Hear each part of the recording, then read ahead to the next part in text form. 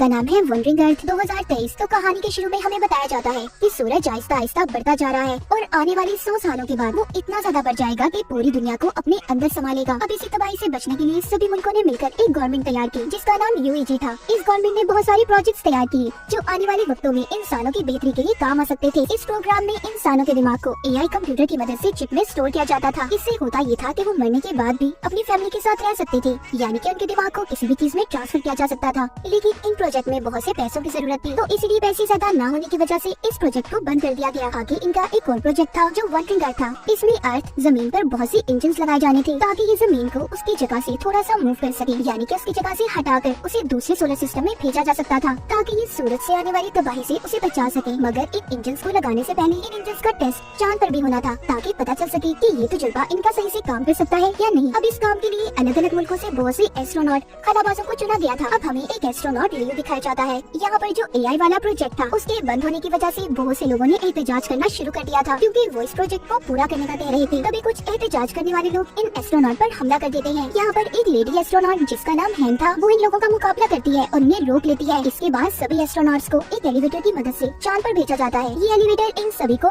90,000 metre की बुलंदी पर इनके स्टेशन पर पहुँचाने वाली थी।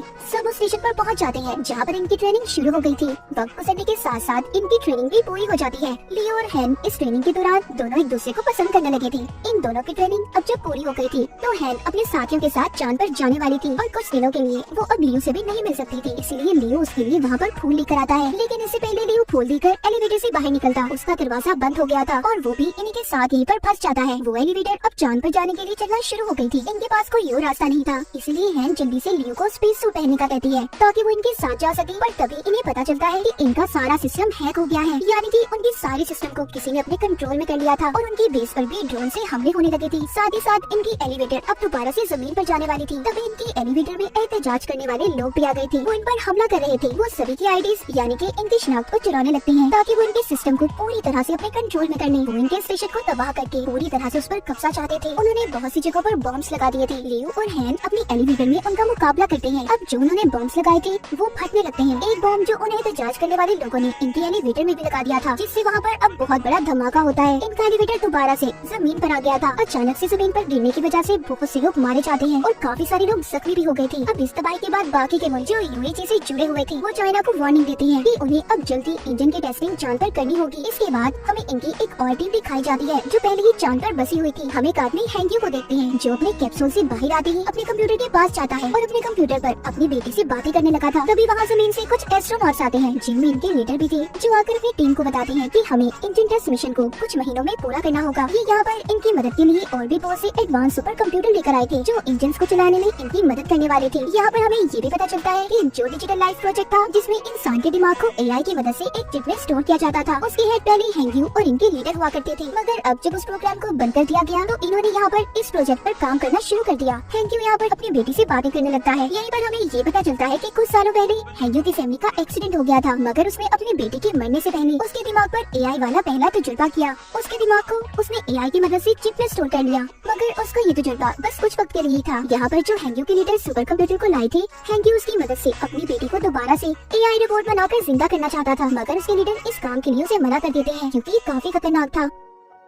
कुछ दिन गुजरने के बाद चांद पर तूफान आ जाता है जिस वजह से इनका नया कंप्यूटर बुरी तरह से बर्बाद हो गया था। अब इनके पास इंजन को चलाने का कोई दूसरा रास्ता भी नहीं था, इसलिए अब ये सब अपने पुराने कंप्यूटर्स को इस्तेमाल करने का सोचते हैं। मगर इनकी सारी डिटेल जानकारी हैंग्यू के पास थी जो इन्हें देने से मना कर देता है। जब लीडर उससे ये कहता है कि उसे इनकी मदद करनी होगी, हैंग्यू उनकी मदद करने के लिए तैयार था, मगर वो लीडर से ये कहता है कि आपको मुझसे ये वादा करना होगा कि जो भी नया सुपर कंप्यूटर बनाया जाएगा उसके बारे में सारी डिटेल्स आपको मुझे भी देनी होगी। वो उसकी मदद से अपनी बेटी को एआई यानी रिपोर्ट फॉर्म में वापस लाकर जिंदा करने वाला था। अब लीडर उसकी बात को मान गया था। हैंग्यू पुराने कंप्यूटर्स को ऑन करता है जिसकी मदद से इंजन स्टार्ट हो गया था, यानी कि इनका जो टेस्ट था उसमें ये लोग कामयाब हो जाते हैं। अब इसी टेस्ट की वजह से चांद अपनी जगह से हट गया था और साथ ही जो जमीन पर इन्होंने इंजन को लगाए थे वो भी ऑन आ जाते हैं, जिससे जमीन भी अब थोड़ी सी अपनी जगह से हट गई थी। ये लोग आहिस्ता आहिस्ता अपने इस प्रोजेक्ट में कामयाब हो रहे थे। जो सूरज की वजह से तबाही होने वाली थी इनका वो डर भी अब खत्म हो रहा था। सब कुछ ठीक होने के बाद जैसे जैसे वक्त गुजरता है यूएजी ने और भी बहुत से प्रोजेक्ट को स्टार्ट किया था, जिसमें इनका एक और प्रोजेक्ट जो अंडर सिटी था, जहाँ पर इन्होंने जमीन के नीचे कुछ शहरों को बनाया था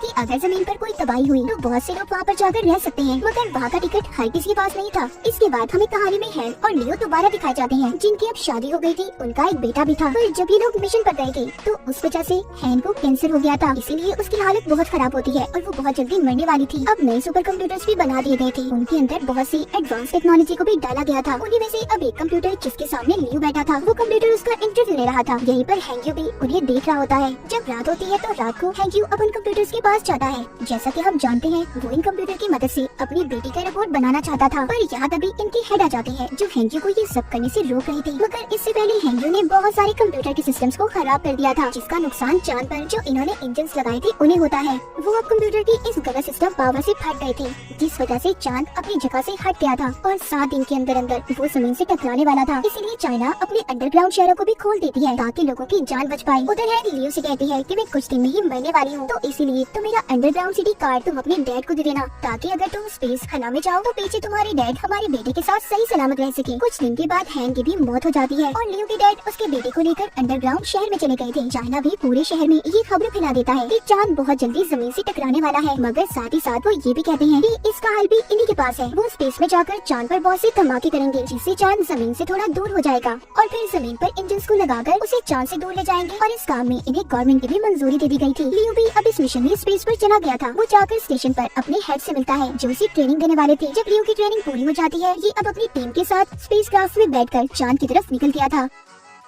इनका काम था कि चांद पर जाकर जगह जगह बॉम्ब्स को गिराना। अब जब ये लोग बॉम्ब्स को गिराकर वापस से लौट रहे थे, तभी एक दूसरा स्पेसक्राफ्ट अनबैलेंस होकर इनके स्पेसक्राफ्ट से टकराकर तबाह हो जाता है, जिस वजह से इनका स्पेसक्राफ्ट भी खराब हो गया था। ये लोग जल्दी से अपने कैप्सूल की तरफ जाते हैं, मगर ये 4 थे और कैप्सूल में सिर्फ 3 सीट्स थे। इसीलिए लियो अपने साथियों की जान बचाकर उन्हें भेज देता है और खुद यहीं पर रहने का फैसला करता है। जमीन पर हैंग्यू और लीडर भी आ गए थे, जहाँ पर आकर इन्हें ये पता चलता है कि हर चीज को ठीक करने के लिए उन्हें इंटरनेट सिस्टम को ऑन करना होगा, जो कि अब खराब हो चुका था। अब ये सारी टीम समंदर के अंदर जाने का फैसला करती है, जहाँ पर इनका एक और स्टेशन था। लीडर और हैंग्यू को भी समंदर के अंदर जाकर सुपर कंप्यूटर की मदद से इंटरनेट को ठीक करना था। इनके साथ 2 रोबोट्स भी थे जो पावर स्टेशन तक आने के लिए इनकी मदद करते हैं, मगर ओवर पावर होने की वजह से इनका एक रोबोट खराब हो गया था। इसीलिए अब इन्हें सुपर कंप्यूटर की मदद से ही इंटरनेट के सिस्टम को ठीक करना था। उधर बॉम्ब के फटने की वजह से चांद का मलबा भी अब जमीन पर आकर गिरने लगा था, जिसका कुछ हिस्सा समंदर में भी हैंग्यू और लीडर के पास जाकर गिरता है, जिस वजह से अब इनके स्टेशन में भी समंदर का पानी आने लगा था। लीडर पानी में डूबकर मरने वाले थे। हैंग्यू उन्हें बचाने की कोशिश करता है, मगर नहीं बचा पाता।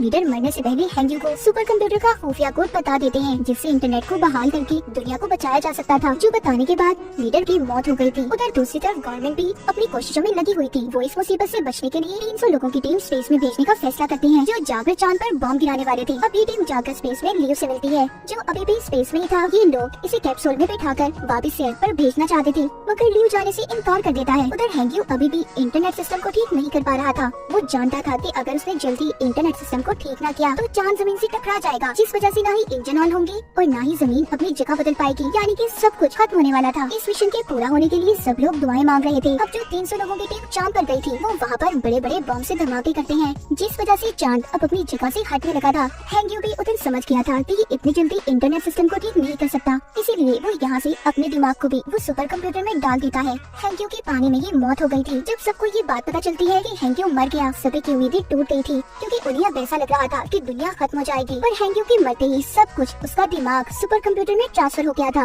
वो कंप्यूटर खुद ही इंटरनेट कनेक्शन को रिस्टोर करने लगता है। अब जमीन पर सभी इंजन्स को भी चला दिया गया था। दरअसल उन सुपर कंप्यूटर्स के अंदर अब हैंग्यू का दिमाग था। इस वजह से इंटरनेट के ठीक होते ही सभी इंजन स्टार्ट हो जाते हैं और चांद भी जमीन से दूर हो जाता है। ये मिशन कामयाब हो गया था, पूरी दुनिया बच गई थी, सभी खुश थे। इन्होंने अपने नए सफर को शुरू किया था। इसके बाद हमें 2065 में दिखाया जाता है अब जमीन पर और भी ऐसे ही बहुत से इंजन बनाने का काम चल रहा था। लियो भी इसी मिशन में शामिल था। तो इसी के साथ ये कहानी यहीं पर खत्म हो जाती है।